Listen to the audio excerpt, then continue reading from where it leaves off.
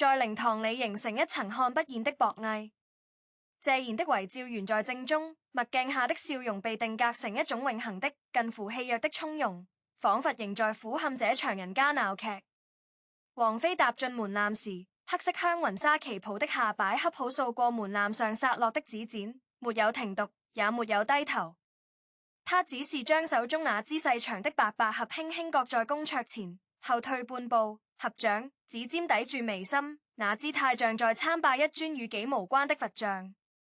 堂內親友的啜泣聲低了下去，幾個記者在門外伸長脖頸，閃光燈隔着簾子明明滅滅，像夏日雷暴前遠天的閃電。未人敢在他行禮時出聲，直到 Lucas 衝涼為後面撞出來，黑色西裝左袖上還別着粗重的麻布條。夠了！他的聲音劈開寂靜，帶着變聲期後殘存的沙啞，如此刻陡然拔高的尖銳。你這一身校服穿給誰看？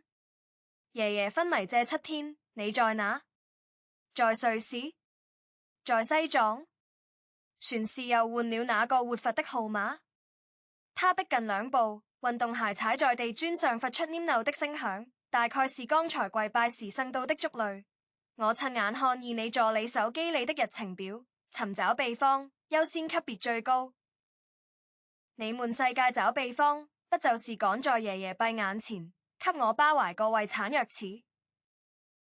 王菲緩緩放下合十的手，側過臉。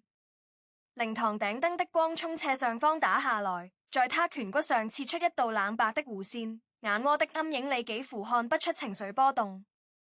她嘴唇動了動，聲音不大，卻讓門口幾個竊竊私語的堂襯都安靜下來。你爸爸知道你來鬧嗎？Lucas 擰了一下，隨即冷笑，從褲袋裡掏出手機，屏幕亮着一條凌晨發出的訊息，收件人蘭里克然是謝霆鋒的名字，內容只有3個字：讓他走。他晃了晃屏幕，像晃着一張黃牌，我爸讓你走。現在，立刻。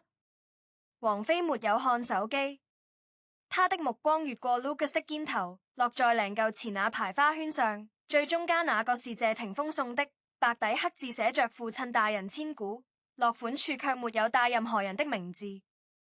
這個細節像一根細針，輕輕刺進靈堂緊繃的空氣裡。他忽然想起20年前某個燥熱的午後，謝賢叼着雪茄，在半島酒店的露台上半開玩笑地對他說：阿飛啊，我們這家的大門永遠開着，但藥匙只給能生火的人。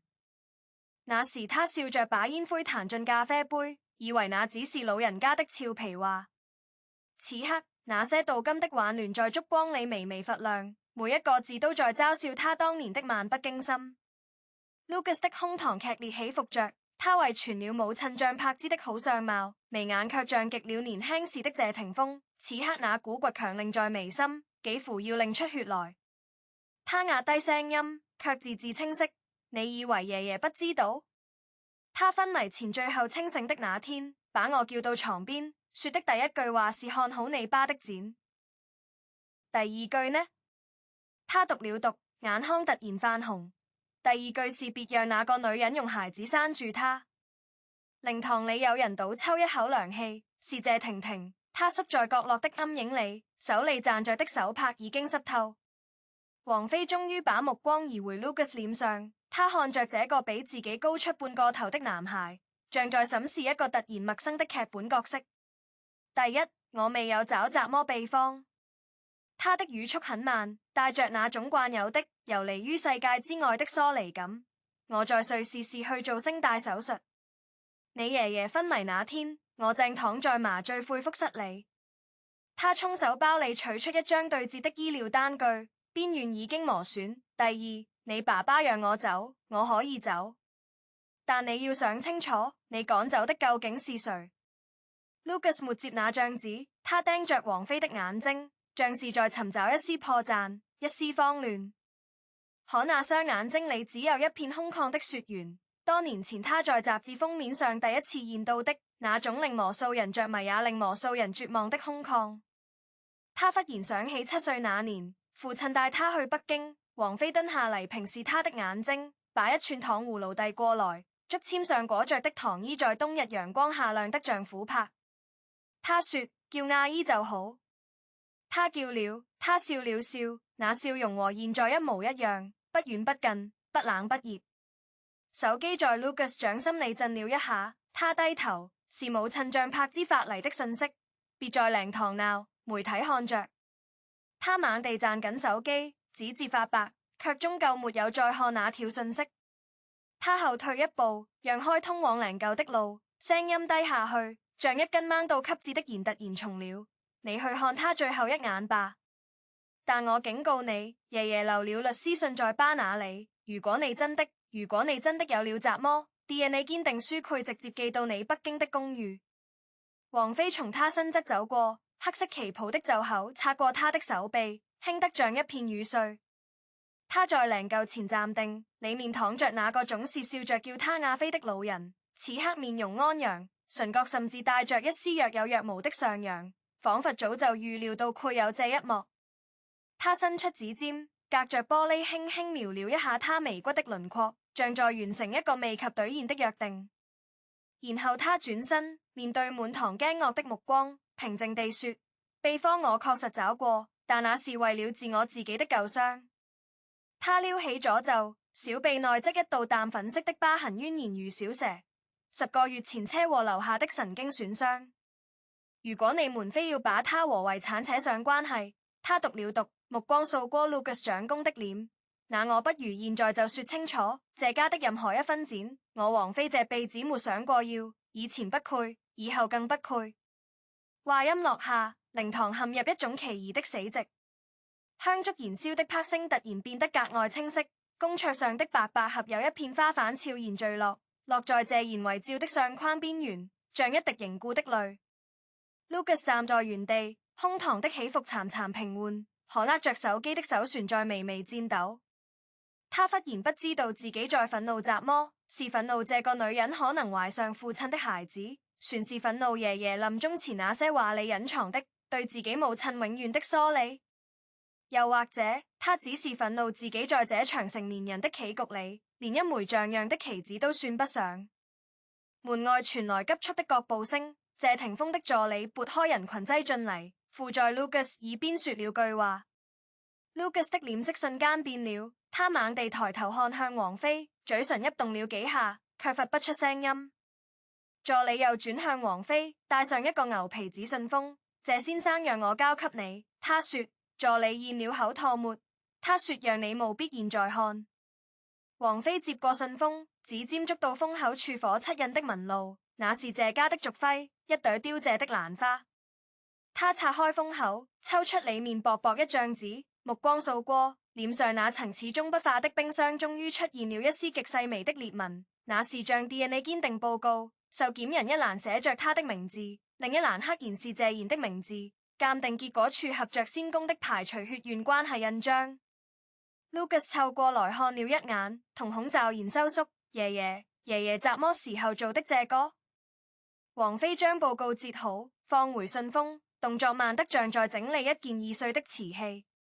他抬頭，目光穿過靈堂的煙霧，落在謝賢的遺照上，那個戴墨鏡的老人正對着他笑，笑得意味深長，笑得讓他後背升起一陣微亮的寒意。原來他早就防着他了，防着他可能用任何方式、任何借口踏進謝家的門，哪怕只是一滴血、一根髮絲、一次看似偶然的這幅懷胎。這個玩笑開得太大，大到連王菲自己都忍不住彎了一下嘴角，那弧度裏沒有撫濕，倒更像是對一個老頑童最後惡作劇的無奈欣賞。Lucas 的聲音再次響起，卻沒了剛才的鋒利，只剩下一種被抽空後的疲憊。他連我都瞞着。他轉頭看向靈柩，眼眶裡的淚水終於落下來，砸在黑色西裝的前襟上，印出一小片深色的濕痕。他到底在怕什麼？怕我護不住我吧？全是怕。他沒說完，因為王菲忽然伸手，輕輕按住了他的肩膀。那隻手很輕，幾乎沒用什麼力氣，卻讓 Lucas 整個人僵住了。他湊近他耳邊，用只有兩人能聽見的音量說：他怕的從來不是我，他怕的是你吧，永遠長不大，永遠需要一個替他擋在前面的人。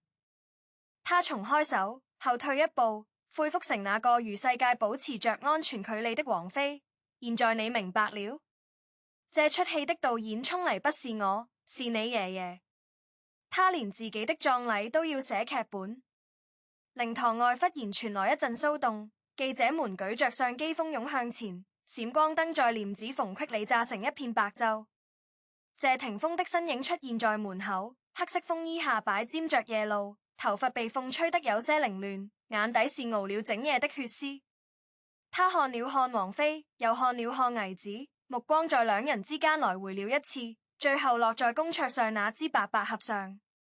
他沒有走向王菲，也沒有走向 Lucas， 而是徑直走到靈柩前，像王菲剛才那樣，伸手隔着玻璃撫了一下父親的面容。然後他開口，聲音沙啞得幾乎聽不清：爸，你贏了，我誰都不賄取，誰都不賄讓進門。這個家從今天起只有我和我兒子。他說完，從鳳衣內袋裏掏出一份文件，當中撕成兩半，紫色紛紛揚揚落在靈柩前的銅盤裏，那是他剛簽好字的遺產放棄聲明。王菲看着那些碎紙落在灰燼中，忽然覺得這個場景熟悉得讓人恍惚。多年前他在那場萬人合唱的演唱會上，也曾這樣看着滿天的紙花落下，那時他以為那就是人生的全部高潮。現在他明白了，真正的高潮從來不在台上，而在這些靈堂的燭火裏，在 DNA 報告的印章下，在一個少年碎裂的憤怒和憤怒碎裂後的空洞裏。他沒再多說一個字，轉身朝門口走去，黑色旗袍的下擺再次拂過紙剪，拂過門檻，拂過那些目瞪口呆的記者的鏡頭。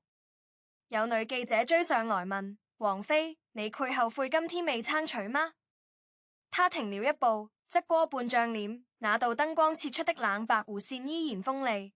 我後悔的是20年前沒學會演戲。然後他走進了門外濃稠的夜色，高跟鞋敲在石階上的聲音清脆均勻，像一個永遠不必回頭的人為自己敲的喪鐘。Lucas 站在原地，看着他的背影消失，忽然覺得胸口那股悶了半天的氣散掉了，取而代之的是一種更沉重的，說不清是釋然船是失落的空蕩。他低頭看向手機，像拍之又發來一條訊息：回家吧，媽給你煮了湯。他刪掉那條訊息，把手機塞回褲袋，轉身走回靈柩旁，在父親身邊跪下，重新添了3炷香。謝賢的遺照在煙霧裏變得模糊，那個笑容似乎更深了，深到像一口望不見底的井。井底映着所有人的影子，映着王菲遠去的背影，映着謝霆鋒疲憊的側臉，映着 Lucas 自己那雙旋沒學會藏住情緒的眼睛。香灰斷落，掉進銅盤，發出輕微的一聲啪，像某根弦終於斷了，也像某出戲終於落了幕。守夜的人繼續守夜，哭泣的人繼續哭泣，門外的記者們心滿意足地收好相機，標題已經在腦海裏擬好，誰都猜中了開頭，卻沒人猜中這一地的紫色和那一紙魔聲的鑑定。